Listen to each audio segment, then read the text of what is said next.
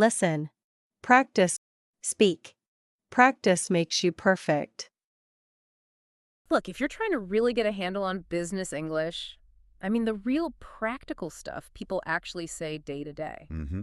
Not just textbook phrases. Yeah, not just vocabulary lists, but understanding the flow, the structure of how people get things done with words. Then yeah, this deep dive is absolutely for you. We're going deep into the pragmatics, the function of these phrases. Our mission here is basically to pull out those really essential high-utility phrases, the ones that genuinely make things run smoother, help people collaborate, and honestly, just create a better vibe in the office. And we're not just listing them. We want to analyze why they work. What function does each exchange serve? It's about seeing these conversations as tools. Precision tools, really, for managing tasks, getting help, motivating people. Exactly. And when you start using these specific functional phrases correctly, it instantly makes you sound more capable, more professional. So if you want that shortcut, that insight into sounding well-informed and efficient in pretty much every casual work interaction, from like fixing the copier to planning a project, then stick around. Yeah, this is the practical playbook. Okay, so let's kick off with section 1, operational and IT stuff.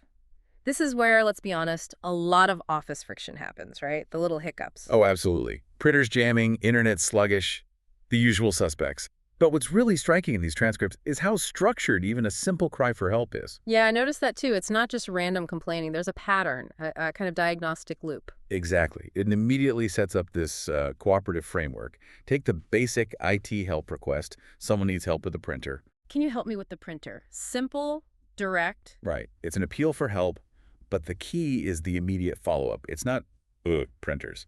It's diagnostic. Sure, what's the issue? That's the standard reply we saw again and again. And that little question is crucial. It shifts the burden slightly back to the requester. You can't just complain vaguely. You need to provide a symptom. So the requester provides the symptom. It's not printing my document. Clear, factual. And then comes the commitment phrase, the standard response that signals action. Let me take a look. Exactly. Let me take a look. Think about how much more effective that is than say, oh, okay, or I'll try later. It implies immediate physical investigation, doesn't it? It absolutely does. It tells the person asking for help, okay, this is now my immediate priority. It elevates the issue. So for anyone listening, mastering that simple sequence request, symptom, commitment is fundamental for getting or giving help effectively. We saw the structure get a bit more complex with bigger issues too, like the classic slow internet problem. Ah, yes. The bane of many an office. The language there shifted slightly. It wasn't just one person's problem. It started with checking if it was a shared experience. Right, like, is the internet slow for you too? That's the first step. Confirming it's not just your machine acting up. And the response, yes, it's been intermittent. Notice that word intermittent. That's quite precise, isn't it? It suggests it's not a constant failure, but something flickering. It immediately hints at a systemic issue, not just user error. Good point. And because it seems systemic, the next step is escalation. But it's phrased collaboratively. Should we call IT? Using should and we makes it a joint decision, a suggested course of action. It diffuses the responsibility a bit. It's not you need to call IT, it's should we. Exactly. And then someone needs to take ownership of that action. So the next line we saw was often something like, okay, I'll check with them and see what's going on. That closes the loop for that immediate conversation. Someone's taken the next step. We saw a similar thing with hardware failures, like my computer keeps crashing. The structure's similar, but the focus shifts a bit. Yeah, the immediate response there wasn't diagnostic about the crash itself. It was procedural. Have you reported it to IT? Exactly. That question is checking for compliance. Have you followed the established protocol? Because if you haven't, the conversation needs to go there first. Okay, you need to log a ticket. Right. And if you have reported it, then the conversation shifts to tracking the issue, maybe checking the ticket status. It shows how important it is not just to identify a problem, but to know and follow the process for dealing with it. Yeah. Being able to say, yes, I reported it, the ticket number is, shows you're diligent, you understand how things work. That diligence theme came up strongly with software updates, too. The whole idea of, like, digital responsibility. Oh, definitely. That exchange about updating software was fascinating. One person says they're going to update. And someone else immediately jumps in with the critical advice. Please make sure to back up your files first. That phrase, Please make sure to back up your files first. It's like the voice of organizational wisdom, isn't it? It's preventative. It doesn't assume you've read the manual or remembered the training. It's a direct, actionable piece of advice shared peer-to-peer. And it prevents potentially huge problems down the line. The reply, good idea, I'll do that, confirms receipt and intention to comply. It's a mini risk management script happening right there in a casual chat. We also saw conversations that were purely about confirming awareness, like checking if people got notifications. Yeah, did you get the notification to update our software? Yeah. That's just ensuring everyone's on the same page, that internal comms are actually landing. And the follow-up, something like, have you done it yet? Followed by, not yet, I'll do it after lunch. That little exchange does two things, really. One, it confirms they intend to do it. Two, it shows they're managing their time, slotting it in. It signals planning and capability, even for a small admin task. Okay, so that's the tech side. Let's broaden out to the physical office itself. Facilities, supplies, the environment. Section B here. Right. Managing the shared space. This is always interesting because it involves collective resources and, well, potential annoyances. How do you bring up needing supplies without sounding demanding, or complain about the temperature without sounding petty? It's all about framing. Look at the supplies example. It doesn't start with, we're out of paper. No, it starts softer. A question. Do we need to order more office supplies? Exactly. It frames it as a potential collective need. Then it moves to an observation, often softened. I think we're running low on paper. Using I think makes it less of an accusation, more of a shared assessment. Precisely. Once that shared need is kind of established, then you get the delegation or action. Okay, I'll order some. And the sources mentioned knowing who handles that, like the administration department. Context matters. Knowing who to ask is half the battle sometimes. Definitely. And then you see the efficiency of piggybacking requests. Someone says they're ordering paper and another person asks. Could you also get some highlighters? And the positive, efficient response, of course, I'll add them to the list. The of course keeps it friendly, and I'll add them. Confirms action. It bundles the tasks. Very efficient. Okay, what about comfort, noise, temperature? These are so subjective. Highly subjective. And that's reflected in the language people use. The really effective phrase we saw was, is it just me, or is the office too noisy today? Or too warm, or too cold? Is it just me, or... That's clever. It does two things at once, right? Hey. It voices your feeling, but also immediately seeks validation from others. Exactly. It avoids making a flat statement like, it's freezing in here, which might just be your personal experience. Instead, it invites others to confirm or deny. It makes it a potential group issue, not just your individual complaint. So it diffuses potential conflict before it even starts. Right. Very smart. And once there's some agreement, maybe someone else says, yeah, it is a bit chilly, then the action follows logically. Okay, I'll ask if we can adjust the AC, or I'll see if facilities can check the thermostat. It moves from shared observation to a concrete proposed solution. We also saw mentions of longer-term comfort things, like ergonomic chairs being ordered, so it wasn't just immediate fixes, but addressing ongoing stuff too. Right, showing that feedback is being acted upon over time. And finally, in this section, there's the challenge of common areas. The kitchen, meeting rooms. Ah, the eternal office kitchen battleground. Indeed.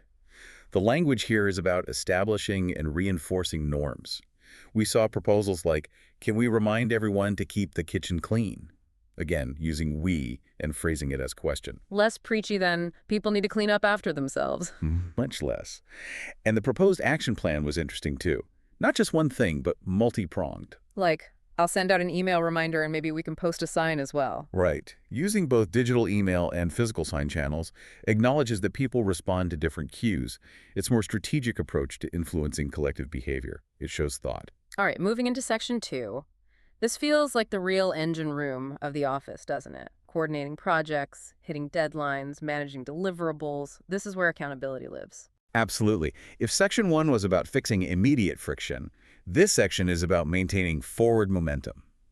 The language here becomes incredibly focused on clarity, precision, and, well, accountability. If you want to sound like you've got things under control, the phrases in this section are critical. Totally. Let's look at status checks and timelines first. The core question is simple but powerful. Are we on track for the project deadline? Straightforward, demands a clear answer. Yes or no, essentially. And the best answer, the one that builds maximum confidence. Yes, we're ahead of schedule. Exactly. Why is that better than just yes? Well, ahead of schedule implies not just competence, but proactive management. It suggests there's a buffer, contingency. It makes the person asking feel secure. Precisely. It communicates control. And the typical positive reinforcement that follows, like, great, keep up the good work, acknowledges and encourages that proactive behavior. But it's not just about time, is it? Accountability is also financial. Crucial point. We saw that specific check-in. How is the project going? What about the budget? Linking progress directly to financial status. And the necessary, confident reply, we are still within our budget limit. That phrase, within our budget limit, is key. It's not vague, like, the budget's okay. It implies active tracking against a defined constraint. It quantifies the success, shows financial discipline. Okay, what about when things get urgent? Sudden tasks, needing help now. Urgent tasks and delegation. The language needs to be super direct here, no beating around the bush. I have an urgent task. Can you help? Simple request. But the response sequence is critical for trust.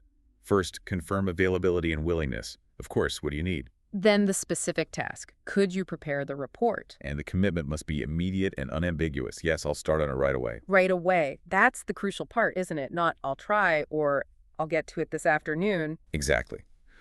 Right away is a guarantee of immediate reprioritization. It assures the requester that their urgent need is now at the top of your list. Whether they actually start that second is maybe less important than the confidence that phrase inspires. That's a fair point. It's about managing the immediate need and anxiety of the requester. Right. The follow-through is handled later, maybe with another status check. But in that moment, I'll start on it right away, solves the immediate problem for the person delegating. High-performing teams in these transcripts use this kind of high-commitment language consistently. It builds trust quickly. Okay, then there's managing the deadlines themselves, the reminders. Yes, deadline management, often done politely but firmly. Just a reminder, the report is due tomorrow. The just a reminder softens it slightly. But the really valuable exchange we saw was about clarifying the exact timing. Oh yeah, that was gold. The question, when do you need the report by? Seeking absolute clarity on the cutoff. Because due tomorrow can mean different things to different people, right? Start of day, end of day, close of business. Precisely. So clarifying is essential. And the common, effective answer was, end of the day would be great. End of day. It's like a universally understood piece of business shorthand. It sets a clear, functional boundary that usually works for both sides. It respects the deliverer's workload while meeting the requester's need. Very practical. Okay, let's switch to collaboration and resource flow. How do people initiate working together? Again, directness seems key, but framed as an invitation. Would you like to collaborate on this project? Clear, open invitation. And a good acceptance isn't just yes. It needs to show enthusiasm and action. Exactly. The pattern was affirmation, then next step. That sounds like a good idea. Let's set up a meeting to discuss. Committing immediately to the next tangible action, setting up the meeting, shows you're serious and builds momentum. Definitely. Now, once you are collaborating, feedback loops are vital for quality. Right. The review and feedback cycles. Asking for reviews seems simple enough. Can you review this document for me? Or can I practice my presentation with you? The request is simple, yes. But the delivery of the feedback is where the skill lies. We saw a great example with the presentation practice. How did that go? Well, the person asked, how did my presentation go? The feedback started positive. It was really good, very clear. Always good to start with affirmation. That builds confidence. Exactly. Then the request for critique. Any areas for improvement. And the feedback given was specific, concrete, and manageable. Which was? Maybe just a bit more eye contact. See, it's not a vague, it could be better. It's one specific thing they can actually work on. That praise first, then specific and actionable critique structure is incredibly effective. Improves performance without crushing morale. That's a really useful model. Okay, what about just sharing information, making sure people have what they need? Information exchange. Yeah. Crucial before big meetings, especially client meetings. The check-in. Do you have all the documentation for the client meeting? And the response often showed a bit of caution, which is probably good. I think so, but I'll double check. Right. Not overly confident. Shows diligence. And then the final prompt, almost like a pre-flight check. Make sure everything is in order. It's that final layer of ensuring nothing's silly, like forgetting a printout, trips you up in a high-stakes situation. It reinforces discipline. Organizational discipline, Yeah. exactly. Which leads us nicely into those high-stakes interactions themselves. Client and external interactions. The prep here seems intense. It has to be. The confirmation dialogue we saw covers both the person and the materials. Are you ready for the client meeting? Checks personal preparedness. Answer, yes, all prepared. Confidence. Then the logistical check. Do you have the presentation? Yes, it's on my laptop. Confirms the essential tool is ready and accessible. It's a quick 2-point check. Mindset ready, materials ready. Eliminates last-minute panic. And then, immediately after the meeting, there's the debrief, the post-interaction analysis. Usually starts with, did the client give any feedback? Right. Seeking that immediate input. And if the news is good, yes, they were very pleased. And the follow-up suggestion we saw was interesting. It wasn't complex. No, it was often just, great, let's just continue our good work. Or simply, good, just keep it up. So it's less about deep analysis right then, and more about reinforcing the positive outcome and maintaining momentum. Exactly. It's like a quick verbal pat on the back. It signals success, encourages consistency, and keeps the team focused without getting bogged down in immediate overanalysis. Simple, but effective for morale. Okay, section 3. This is about navigating the bigger picture, right? The corporate structure, HR stuff, policies, procedures, the rules of the game. Precisely. These conversations are often about reducing uncertainty or ensuring compliance. They manage how employees interact with the broader organization.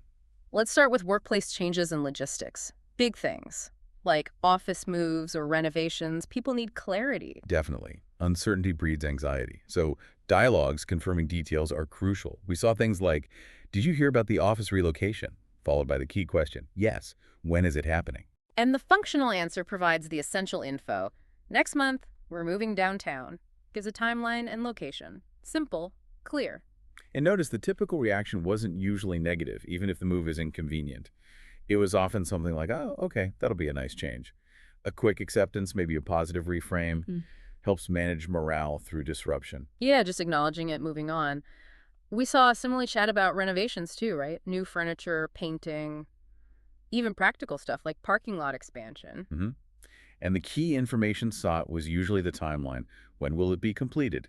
In about 2 months, I believe. These little updates normalize the fact that the workplace is constantly evolving. It's not static. Okay, what about changes to the org structure itself? Staffing, departments? Also managed through informal dialogue. If there's a big change, like they're merging 2 departments, that information spreads through conversation. Knowing this helps people understand potential shifts in who they report to or who they collaborate with. Avoids confusion down the line. And simple introductions are part of this too. Absolutely vital for integrating new people. Have you met the new employee? Followed by the key identifiers. Her name is Emily. She's in the marketing department. Name, department, context. It helps the newcomer become part of the network faster. Now, a big area where dialogue is essential is HR and compliance. Some of this stuff can be really confusing. Oh, tell me about it. Health insurance, policies. Yeah. It can be dense. The health insurance example in the transcripts was perfect. It started with an honest admission. Do you understand our health insurance plan? And the reply, not completely. It's a bit confusing. That shared admission, it's a bit confusing, is important. It validates the feeling, makes you realize you're not the only one struggling, reduces the feeling of inadequacy. And crucially, they didn't just leave it there. They moved to a collective solution. Right. Shall we ask HR for a clarification session? Notice the we again. Let's tackle this confusion together by going to the official source. It's much more efficient than everyone struggling individually. And someone takes ownership. That's the good idea. I'll arrange it. Problem identified, collective solution proposed, action assigned, textbook effective communication. This need for clarity and compliance runs through security and safety protocols as well. Attendance at mandatory briefings, for example. Did you attend the office security briefing? If the answer is no? No, I missed it. The conversation immediately offers a fix. There's a recap email. Did you see it? It ensures the information gap is closed, even if the live event was missed. Compliance is maintained. And for things like drills, precision is key. Absolutely. Is the emergency evacuation drill this week? Needs a specific answer? Yep. Yes, it's scheduled for Wednesday at 11 a.m., date and time. No ambiguity. Ensures everyone knows when and where they need to be. Mandatory training falls into this category too, just confirming the requirement. Is cybersecurity training mandatory? Simple question, simple answer. Yes, for all employees. Sets the expectation clearly. scope and urgency defined. And even seemingly small administrative tasks are handled this way. The emergency contact update. Right. Did you update your emergency contact? It seems minor, but it's crucial for HR. And adding the deadline, they want it updated by Friday, adds the necessary time pressure, makes it happen. Okay, finally in this section, the dialogues around newer ways of working, work-life balance, remote work policies. Yeah, the evolving workplace. Policy clarification is vital here. People need to know the rules. What's our policy on remote work? And the answer provides the framework. It's flexible up to 2 days a week, sets the boundary. But flexibility needs coordination, right? It's not a free-for-all. So the next logical question is often, do I need to inform someone? And the answer connects it back to the immediate team structure. Yes, just coordinate with your team leader. That phrase, just coordinate with your team leader, is doing a lot of work. It delegates the day-to-day management of the flexible policy to the local level, prevents chaos. Keeps the team leader informed so they can manage resources and know who's where. Very important. What about leaving early or taking time off? Professional communication is key. For an unexpected early departure, I need to leave early today. The standard polite check-in is everything okay? It shows concern, blends the professional with the personal. Exactly. And the brief explanation, yes, just a family appointment, followed by, no problem, take care, handles it smoothly, maintains rapport. And for planned time off, like working from home occasionally or vacation? The key administrative step is ensuring continuity. Are you working from home tomorrow? Okay, make sure to set up your out-of-office reply. Ah, the out-of-office reply. Essential. Absolutely. That simple instruction ensures that emails don't go into a black hole, that external contacts know who to reach instead. It maintains business continuity even when someone's not physically present or available. It's basic professional courtesy, really. All right, our final section, section 4. This focuses on, let's call it the people side of things. Team spirit, professional growth, morale, wellness, the softer infrastructure. Exactly. If the other sections were about operational efficiency and rules, this is about investing in the people and the team environment. The language here builds relationships and encourages development. Let's start with professional development and training. Interestingly, a lot of this seemed to happen peer-to-peer in the transcripts, not just top-down from HR. That's a great observation. We saw people actively seeking and giving recommendations, like, hey, I recommend taking that online marketing course. Followed by the crucial question, is it useful? People want to know if it's worth their time. And the validating response, yes, it's very informative. That peer endorsement often carries more weight than an official HR announcement, doesn't it?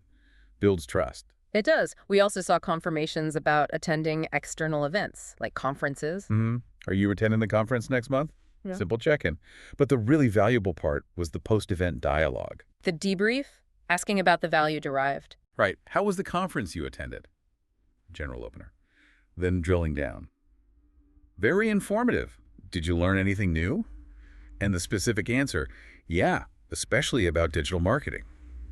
That confirms that tangible, relevant knowledge was actually gained, justifies the investment. It closes the loop on the value proposition of attending, and people also talked about internal training opportunities. Yes, signaling intent and enthusiasm, like referencing a specific upcoming workshop, the one on project management skills. Oh yeah, I'm definitely attending. Using definitely shows real commitment to self-improvement. It signals ambition. Okay, shifting from individual growth to collective bonding, team building, and social events. The language of camaraderie. The key here seemed to be quick consensus and low friction. Like organizing a team lunch. It starts with a suggestion. Shall we plan a team lunch this Friday? Using Shadi makes it collaborative. And the immediate positive response, sounds good, where should we go? Shows willingness. Then a quick suggestion. How about that new Mexican restaurant? Specific proposal. And quick agreement. Yeah, great idea. This rapid suggestion acceptance flow shows the team is cohesive, they can make simple decisions easily, even for social stuff. It builds positive energy. We also saw a chat about more formal office initiatives, right? Yeah, like holiday gift exchanges. Are we doing a holiday gift exchange this year? Followed by, yes, do you want to participate? And the simple acceptance, sure, it sounds fun. It's about inclusion, making sure people know what's happening and feel invited. And even small things, like improving the office environment itself.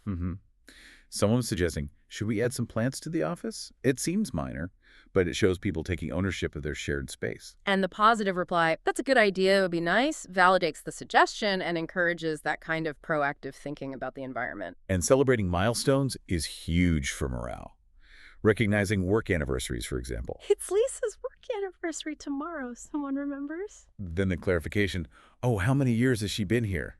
And the info, she's been here for 5 years now. Yeah. And the immediate collective decision. That's impressive. We should definitely acknowledge that.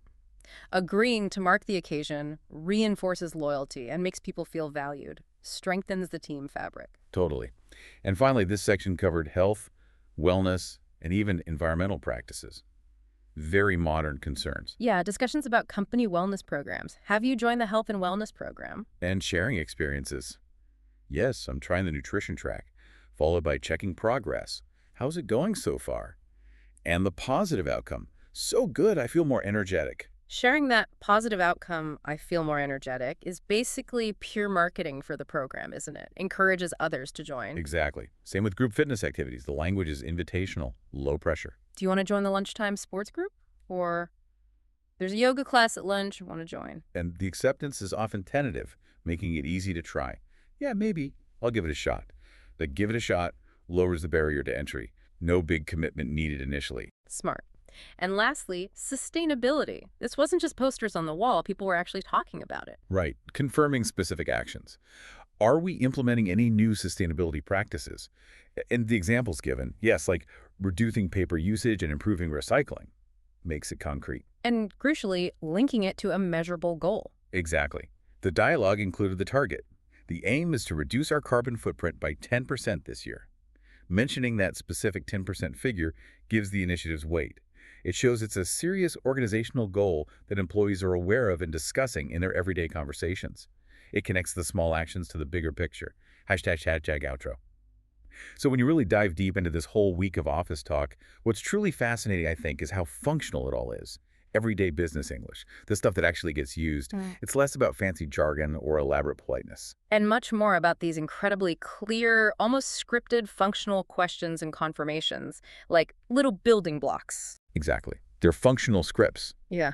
And the difference, honestly, between an office that runs smoothly and one that's just chaotic, it often seems to boil down to the precision of these small exchanges. Yeah, how clearly people ask for help, confirm deadlines, check resources. We saw it across the board, didn't we?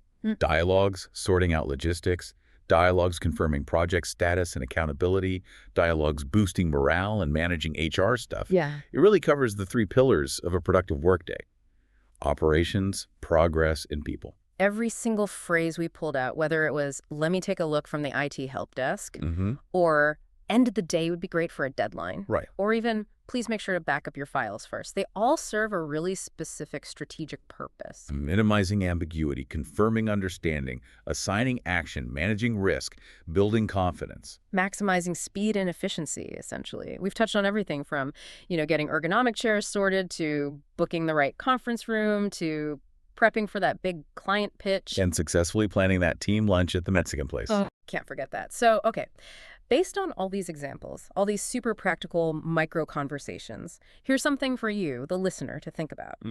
If you could consciously implement just one small conversational habit starting tomorrow, aimed purely at boosting how competent you sound and how efficiently you operate, what would it be? Ooh, interesting question. Would it be something around sharpening your deadline language?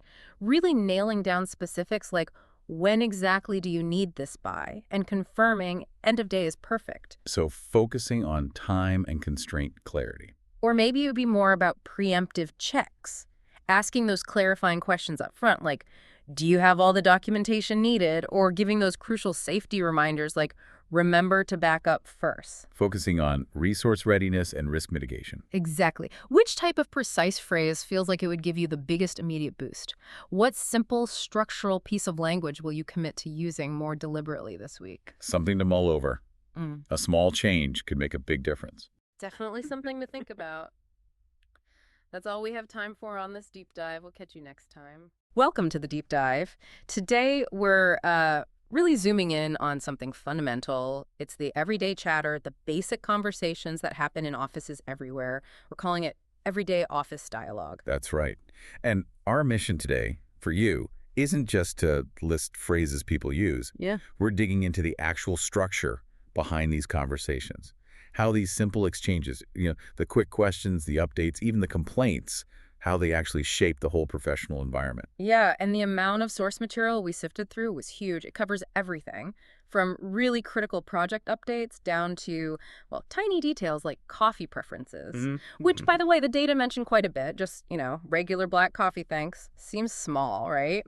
But it points to something. It really does. It points to that need for predictability, those small, reliable anchors in the day. You need those stable points so you can handle the bigger, less predictable strategic stuff. Okay, so let's start unpacking this. Where does the conversational energy go first thing? When people get into the office, what are they actually talking about based on our analysis? Well, the overwhelming pattern, especially early in the day, points to what we started calling organizational drag, or maybe micro-friction captures it too. Micro friction, I like Yeah, that. it's basically all the small, immediate problems that, get in the way of the actual work starting. The initial talk isn't about big ideas. It's about making the basic infrastructure usable. So not strategy sessions at 9 a.m., more like figuring out why something isn't working. The physical stuff, the tech hurdles. Exactly. The data is just full of it. You see the same dialogues over and over. The classic one, of course, is the printer. Oh, the printer. Always. Can you help me with the printer? What's wrong? It's just not printing my document. That exact exchange, or variations of it, came up so many times. It shows how much conversational time, how much capital really gets spent just on basic maintenance. And it's not just the printer, right? It extends to connectivity. We saw that too. Someone asking, hey, is the internet slow for you as well? Yep. Followed by, yeah, it's been intermittent. Should we call IT? And then there's the pre-meeting check if you've got a client presentation. You have to know the tech is ready. Right. Is the projector in the conference room working? Asking that simple question up front avoids a potential, high-stakes disaster later. Makes sense. What about personal workstations, updates, and supplies? Same pattern. People checking if that computer update actually helped. Right. Sometimes you get the relief, oh yeah, it's much faster now. Or confirming the process for supplies. Like, who do I ask for more paper and pens? Exactly. And the answer solidifies the protocol. Oh, just ask the administration department. It's reinforced through these quick verbal checks. Even reporting a computer crash or needing help installing new software falls into this category. And importantly, this drag section also includes coordinating time itself, that little conversational dance. Hey, can we reschedule our 3 p.m.? Sure. How about 4 p.m.? That 4-line script is like the fundamental unit of managing time efficiently in the office. It really is. And linked to that is moving information. Data transfer. Can you share that project file with me? Sure, I'll send it over now. But notice what often comes next. There's often a built-in plan B. Like if the file's too big. Precisely. If it's too large, I'll use the file sharing service. So even these really simple exchanges have these mini protocols baked in for when things don't go smoothly. Okay, let's shift gears. Moving past those immediate fixes into section 2. This is where the core business happens. We're calling this efficiency alignment. Yeah, this is about driving projects forward. The dialogue here feels different. It's faster, more targeted. It's really about ensuring everyone's pulling in the same direction efficiently. So when people check on project status, what's the underlying goal? It's basically rapid risk mitigation. The standard check-in isn't just, are we on track for the deadline? Though that's part of it, of course. What else comes up immediately? Money. The data clearly shows the budget check is almost always paired with the timeline check. Really? So time and money right together. Exactly. What about the budget? And hopefully the response is, we're still within our budget limit.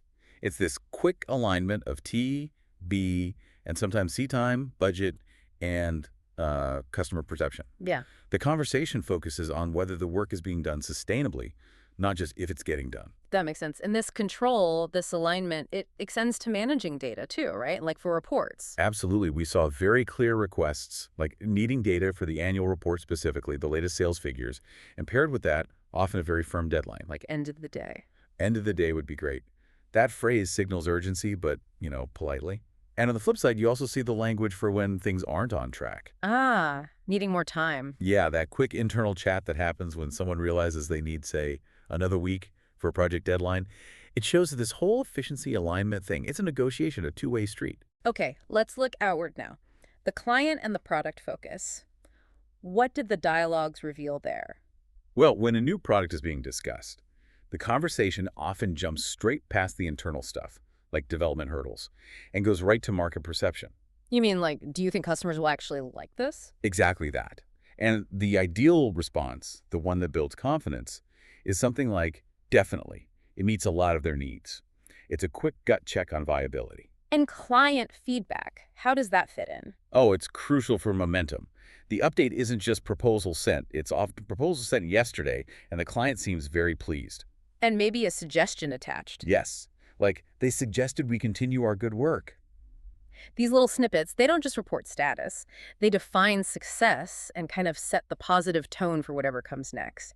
It keeps teams aligned and motivated. Okay, this is fascinating. Let's zoom out again for section 3. We're looking at the broader context now, the actual framework of the workplace, what we're terming workplace governance. Right. This is about the rules, norms, and physical conditions that shape the work environment. It's how the space itself is regulated through conversation. So things like office comfort. Absolutely. A surprising amount of dialogue revolves around just regulating the physical space for comfort. It's part of this unspoken social contract, people asking to adjust the thermostat, too warm, too cold, that classic battle. Or noise levels. Yep.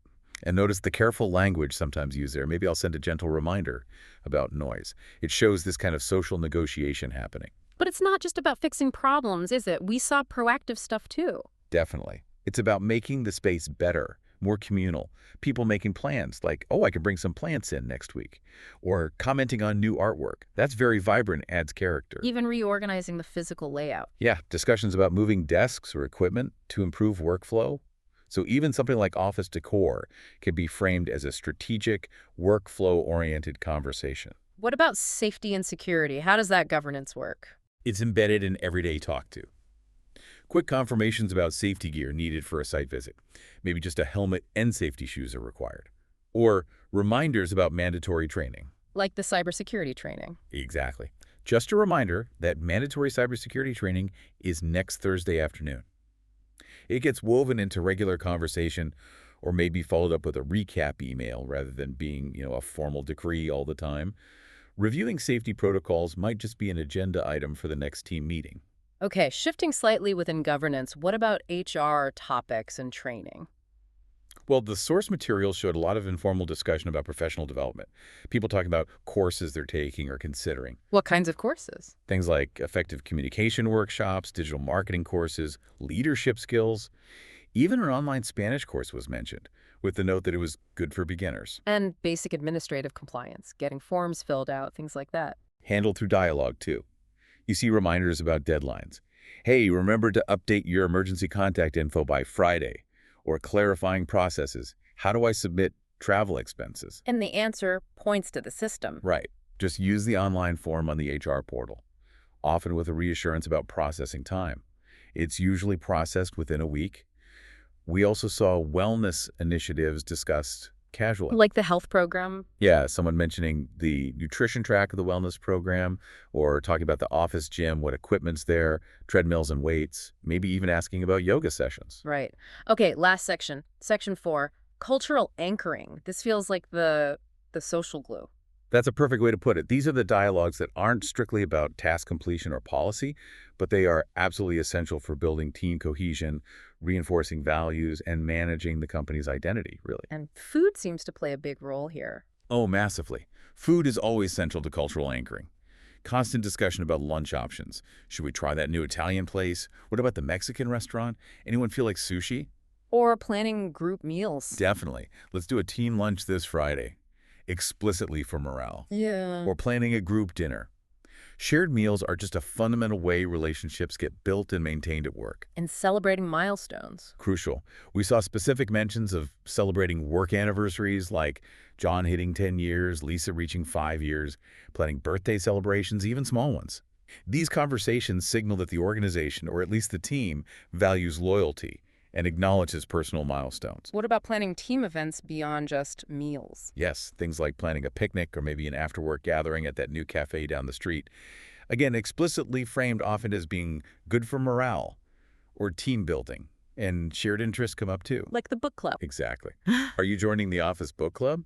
I think they're reading a mystery novel next. Or coordinating schedules for a lunchtime fitness class, maybe one focusing on cardio and strength training. These build community beyond specific work tasks. And this section also covered bigger changes, right? Anticipating shifts. Yes, managing uncertainty through shared conversation, hearing the buzz about a potential office relocation. Yeah, I heard we're moving downtown next month. Or news of company expansion. They're opening a new branch in the next city over.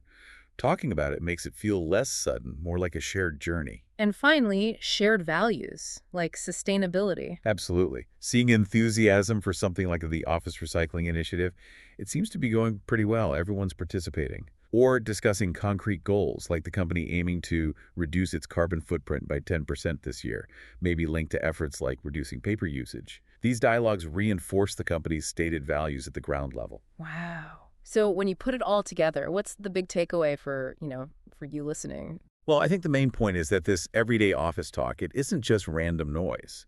It's actually a highly structured system. It's the organization's operating code, really. Broken down into these categories we discussed, that initial micro friction. Right, then the focused efficiency alignment for getting work done. Followed by the workplace governance that sets the rules and manages the environment. And finally, that crucial cultural anchoring that builds community and shared identity. So understanding these categories, these scripts, it gives you an advantage. A huge advantage, I think. Knowing that, how about 4 p.m. is the standard way to reschedule, or that project updates are really about rapid risk checks, or how compliance reminders often happen casually. It gives you a shortcut. You can navigate office life much more effectively because you understand the underlying patterns.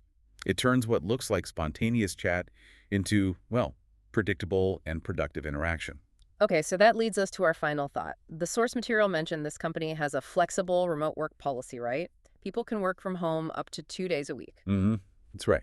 Now, we just spent all this time showing how many of these absolutely essential exchanges, fixing the printer, grabbing coffee, checking if the office is too noisy, coordinating lunch, they seem to rely heavily on just being there, on spontaneous in-person cues. Exactly. Those quick, unplanned interactions. So the question for you to think about is, how does that shift to flexible, hybrid, or even fully remote work fundamentally challenge this entire communication structure we've just outlined? What happens to micro-friction resolution, efficiency alignment, workplace governance, and cultural anchoring when you remove or drastically reduce the opportunity for those spontaneous physical cues and dialogues? What new scripts are needed? How does the operating code need to be rewritten? That's arguably one of the biggest structural challenges facing the modern workplace. Something to chew on until our next deep dive.